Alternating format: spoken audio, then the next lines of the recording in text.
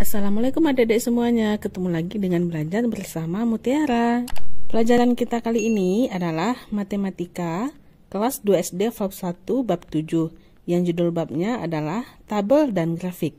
Sebelumnya, pilihlah satu pekerjaan rumah yang paling sering kalian lakukan. Apakah itu membuang sampah, mencuci baju, berbelanja, menguras bak mandi, mencuci piring, atau memasak? Oke, pilih salah satu pekerjaan yang sering kalian lakukan. Di kelas Mimi, setiap peserta didik memiliki satu kegiatan yang paling sering dilakukan dan menempelkannya di papan tulis. Wah, bagaimana ya cara mempresentasikan dan membaca tabel dan grafik sesuai dengan data di kelas Mimi ini? Pertanyaannya, bagaimana cara menghitung banyaknya peserta didik yang memilih kegiatan tertentu? Nah, di sini kita harus kumpulkan yang sama. Misalnya, memasak kita kumpulkan sesama memasak, menguras bak kita kumpulkan sesamanya, begitu seterusnya dengan kegiatan-kegiatan lainnya. Nah, kartu-kartu tersebut disusun seperti gambar di atas. Kita kelompokkan sesamanya.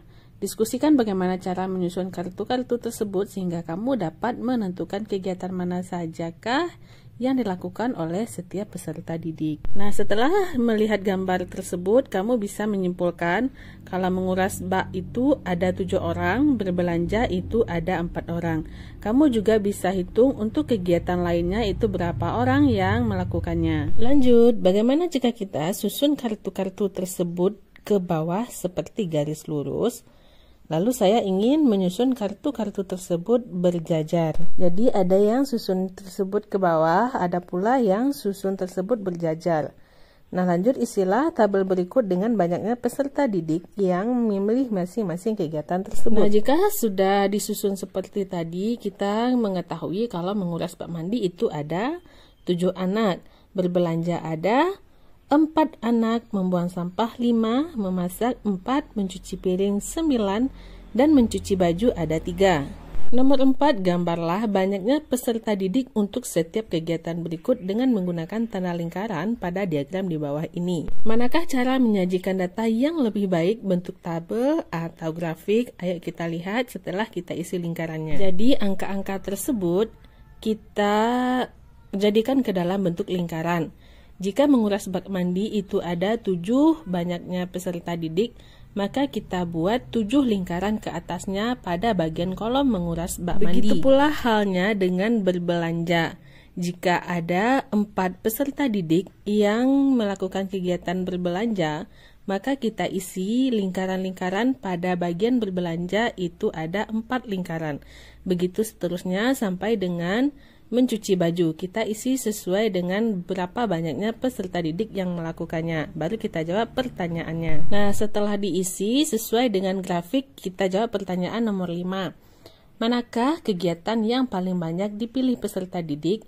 Lihat lingkaran yang paling tinggi. Yang paling tinggi itu adalah mencuci piring. Berapa banyak peserta didik yang memilih kegiatan tersebut? Seperti yang kita ketahui itu ada 9 orang karena ada 9 lingkaran di dalam kotak mencuci piring. Berapa selisih banyaknya peserta didik yang memilih mencuci piring dengan membuang sampah? Kita lihat pada bagian membuang sampah dan mencuci piring. Pada bagian membuang sampah itu ada 4 lingkaran yang kosong. Maka selisihnya adalah 4 orang. Nomor 7. Apakah yang dapat kamu lakukan untuk membuat diagram lebih mudah dipahami? Contohnya, kamu bisa menuliskan angka di sebelah kiri grafik yang mempertebal garis horizontal per 5 orang. Bagaimana jika kita menandai setiap 5 peserta didik dengan garis horizontal yang lebih tebal? Dan bagaimana jika kita menuliskan banyaknya peserta didik, misalkan 1, 2, 3, sampai seterusnya pada garis vertikal pada grafik? Kita masuk ke persoalan 1. Nomor 1, Koko mengamati cuaca di kotanya pada bulan Januari. Lihat pada tabel, pada bulan Januari itu ada 31 hari. Nah, setiap harinya Koko itu mencatat bagaimana keadaan cuaca di kotanya per hari-hari tersebut. Ada hujan, cerah, berawan. Nah, bagaimana kita mengetahui berapa hari yang hujan, berapa hari yang cerah, berawan, dan gerimis? Ayo kita lihat bagaimana caranya. Pertama, kita hitung dulu berapa cerah, berawan, gerimis, dan hujan. Tuliskan banyaknya hari untuk setiap cuaca pada tabel di bawah ini. Dan setelah kita hitung, cerah itu 18, berawan 6, gerimis 1, dan hujan juga 6. Nah, kalau ditotalkan itu 18 ditambah 6 tambah 1 ditambah 6 itu adalah 31 hari yang ada pada bulan Januari. Pada diagram di samping kanan, nyatakan banyaknya hari dengan menggunakan lingkaran seperti contoh soal yang tadi ya. Nah, setelah kita isi dengan lingkaran, terlihat itu cuaca cerah itu sangat tinggi ya, karena tadi ada 18 hari. Kita sudah mengisi sesuai dengan angka yang kita hitung sebelumnya. Lalu ayo kita jawab pertanyaan nomor 3. Manakah cuaca yang lebih sering terjadi? Hari yang berawan atau cerah? Lihat bagian cerah, lihat bagian berawan. Yang paling banyak lingkaran itu adalah bagian yang cerah. Maka yang sering terjadi adalah cuaca cerah. Berapa harikah selisihnya? Kita bandingkan lagi yang cerah dan berawan. Pada bagian berawan itu ada 12 lingkaran yang kosong jika dibandingkan dengan cuaca cerah. Jadi cuaca cerah lebih banyak 12 hari. Lanjut ke persoalan 2. Yosef mencatat cuaca di kotanya pada bulan Januari. Apakah yang akan kamu lakukan agar grafik lebih mudah dipahami? Ayo pikirkan cara untuk menyatakan data dalam bentuk diagram. Jika datanya banyak seperti ini, lebih baik kita interval per 5 hari. Ada 5, 10, 15, 20, dan 25. Nah, baru bisa mempermudahkan kita untuk menjawab soal-soal selanjutnya. Kita masuk pertanyaan nomor 2. Dengan membandingkan grafik pada halaman sebelumnya, jawablah pertanyaan berikut. Nomor 1, cuaca apa yang banyak harinya sama? Kita bandingkan dengan cuaca pada bulan Januari yang ditulis oleh Koko.